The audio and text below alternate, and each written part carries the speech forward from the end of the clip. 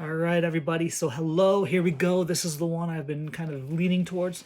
It's the question of what do we do in the event of inflation? How do we properly protect ourselves? I want to dive into this, but I want to hold up for just a moment. I'm going to get to those things in just a moment. I want to talk a little bit about how inflation works again, just to help you remember what we've talked about so far. Inflation is the expansion of the money supply, so there's more money. We all know and have heard of the rules and the law of supply and demand. So as there's more of something, people want less of it. I used the analogy the other day of a donut. That first donut is so good. It's just so good. The second donut's still pretty good. But by the time you get around to that seventh or eighth donut, you're just not wanting another donut. And believe it or not, money is this way too. Maybe we don't say I don't want any more, but we want it a little bit less as we accumulate more of it. So, if you get only have $10 extra per month, that $10 extra that you have after paying all your bills is really valuable, and you're not going to just go blow it. But if you're sitting on an extra $1 million each month at the end of the bill paying cycle, you can do whatever you want with it, and you don't care. It doesn't hurt you nearly as much.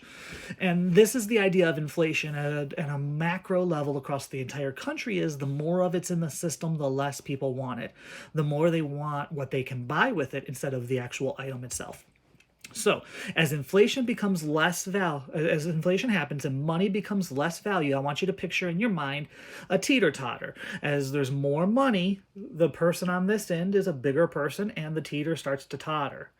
And next thing you know is the price of the dollar goes down, the price of the stuff we're buying goes up, so your house becomes more valuable because people would rather have your house than the money.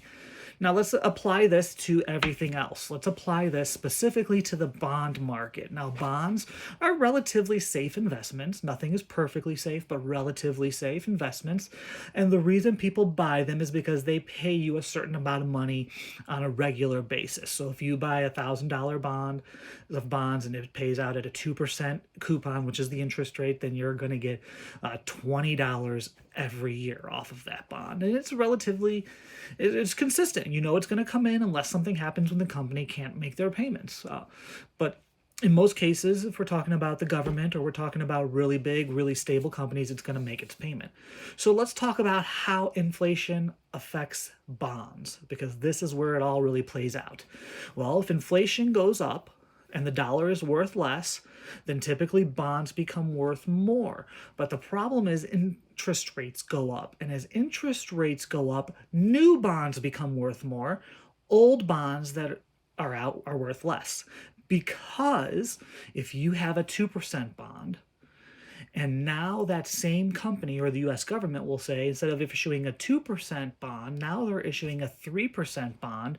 People aren't going to want your 2% bond. They're going to want to go buy that new 3% bond.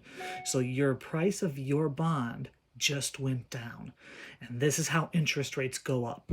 So if your bond is less valuable, people are less interested in buying it. They're either going to buy new issues, which companies aren't going to want to do, or they're going to buy something that generates more money for them than your 2% bond. So they're going to take that money, and as the value of the dollar goes down, people want less bonds. People are going to want to buy something that has more growth potential to outdo the interest rates. So instead of wanting 2%, they're going to want to earn 4 or 5, and they're going to buy stocks. Stocks are most likely to go up. Houses are most likely to go up. Even cars, we're seeing a huge tick up in the price of used cars because of inflation. So as this happens, and as the dollar side goes down, all the other things we buy become more. Now, we think of it as food and gas, but it's really everything. So, if we're in this situation where our food is becoming more expensive, and our gas is becoming more expensive, and our rent, if we're renting, or our taxes, or our electricity, and our power, and all these other things, and healthcare, all become more expensive because of inflation, what do? We have to have a few things to do. So I've really got 3 good rules for you in terms of handling inflation. The first one is to buy assets. This means you have to own something that goes up faster than the inflation rate. So the official inflation rate is 7.9%. The federal government has told us that things are getting more expensive at a rate of 7.9% per year. So I'm going to say 8% because it's easy. In other words, if it costs you $100 today to pay your electric bill each month, then this time next year it's going to cost you $108. So if you have something that you want to use to pay that electric bill, it has to be worth 8% or more at this point in time next year. So for example, let's say you get an 8% pay raise. That's a very good way to go about it. Or you own or if you're living off of your investments or off of your money that's in the bank, you have to see that money grow by more than 8%. So you buy a stock that goes up by 10%. Now you've beat inflation and you've actually made money. We call that real return. Real return is what you make after inflation. So if inflation goes up 8% and you go up 10, you actually made 2. Now, owning assets will protect you against this. So what kind of assets am I talking about? Am I talking gold and silver? No. Now, yes, it's probably a good idea to have some gold and silver exposure, but I wouldn't go out and cash in all your money and buy gold bars. It's just not a good idea, no matter how much the people on the radio tell you to do it. So a little bit of gold and silver in your portfolio is a good idea, but you really want to own stocks? You may want to own some bonds because they do still generate income for you. You're going to want to own real estate. You may want to own a little bit of gold or silver, so having, 5 or 10% of your money in gold or silver is not a bad idea, especially in inflationary times. But these are the kind of things that you want to do. If you can own a business, owning a business is a great idea during inflationary times because it's easier. There's more money out there for you to get. And this is why we've seen so many startups over the last 10 years. Is just so much money has been available for startups to just go ask for money. Now, that's your number one goal in this time period, is to own assets. Now, what does this mean to us? Well, the second thing is you really want to be careful to not have too much cash on hand. If your $100 today is only worth $98 at this time next year, that's not a good place. You're getting a negative 8% rate of return. So how much cash should you have on hand? Now, everyone is a little bit different, but it all depends on your situation. But everyone's a little bit different. But for most people, if you have 6 months worth of expenses and savings, you'll be okay. You want to have in cash just enough that if you have an emergency, you'll get by. So how I recommend you do it is a little bit different than other people. Sorry, the phone rang and it cut my video off. So I put them together and started over. So as I was saying, you typically want to have about 6 months worth of expenses. I have a little bit of a different philosophy on how you calculate the expenses than someone like a Dave Ramsey, although he still says this same thing. But what I think you should do is I think you should take your monthly budget, and if you don't have one, you should have one. Take your monthly budget and say, if I lost my job tomorrow, became disabled and couldn't work or anything else, go through those expenses. Cut out anything you do not need. Get rid of Netflix, get rid of Hulu, get rid of your Xbox or PlayStation subscriptions, any of those things that you're like, this is a nice thing, I really like it, but I don't need it. Stop shopping at Giant Eagle, start shopping at Aldi. You can look through these expenses and you can cut them down a little bit and say, in a worst case scenario, this is what I would need to spend. And that would be the number that you would then multiply by 6 to get to 6 months.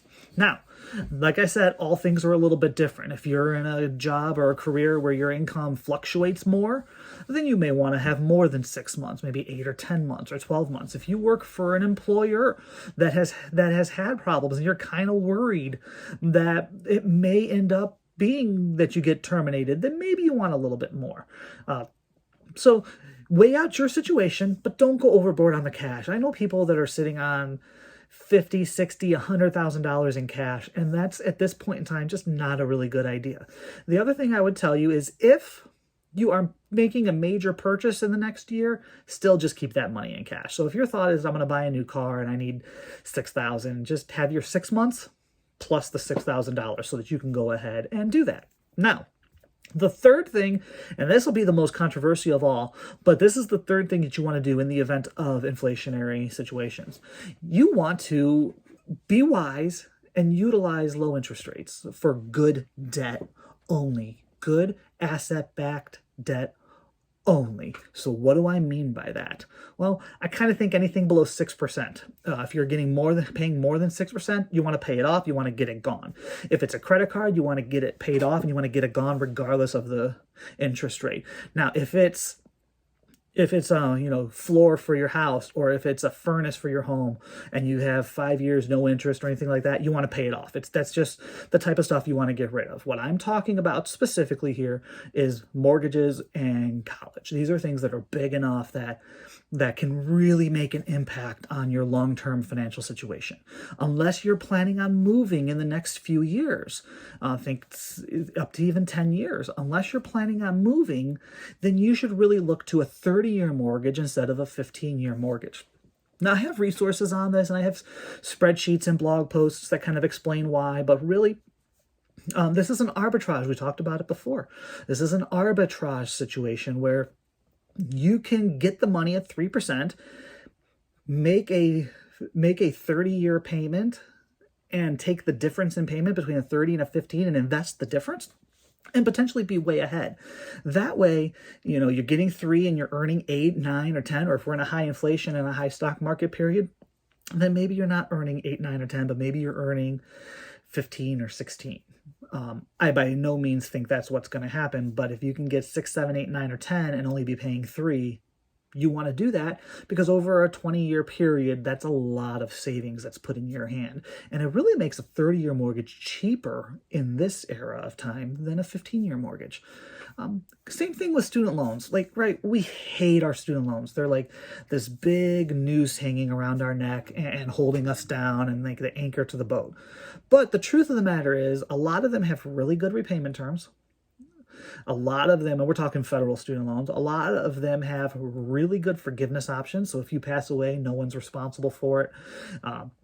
If you lose your job, you can get a 0 payment. If you become disabled, it can be forgiven.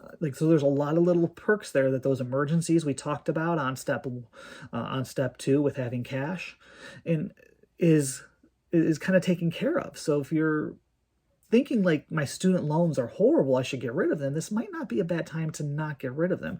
Interest rates on them aren't that bad either. Obviously, look at your interest rates. Some are, but look at the interest rates you've got. And if you think that if you're young enough and you have enough time in the market, and if you think that you can just make the 10 or 20-year payment on those student loans, then go ahead and make the 10 or 20-year payment on the student loans. Invest the difference instead of paying it off. So put it in your 401k, put it in a Roth IRA, put it in the stock market or some balanced or aggressive portfolio that fits your needs, and you'll make another 2 to 4 or 5%, and that'll help you to offset inflation.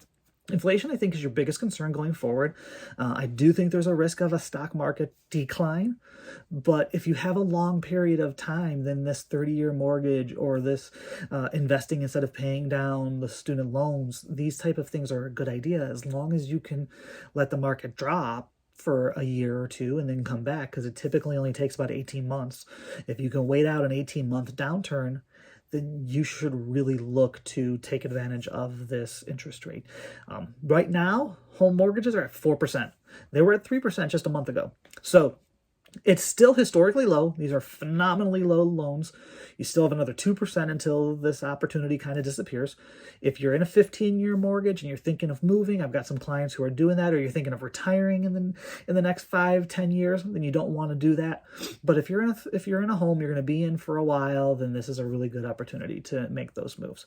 So all in all, 3 things to do to fight off inflation is not have too much cash, buy assets, and potentially utilize low interest rates in the right way. No credit cards, no car loans, no junk loans like that. Just really low interest rates on mortgages and such like that. And then you'll be okay. If you've got questions, you disagree, you want to ask me questions about it or argue this over, please feel free. I'll be more than happy to help. Shoot me a message, give me a call. I'll be here for you. Other than that, this is kind of where my inflation talk is gone. We'll see if anything pops up next week that is worth talking about. Otherwise, we'll find a new topic.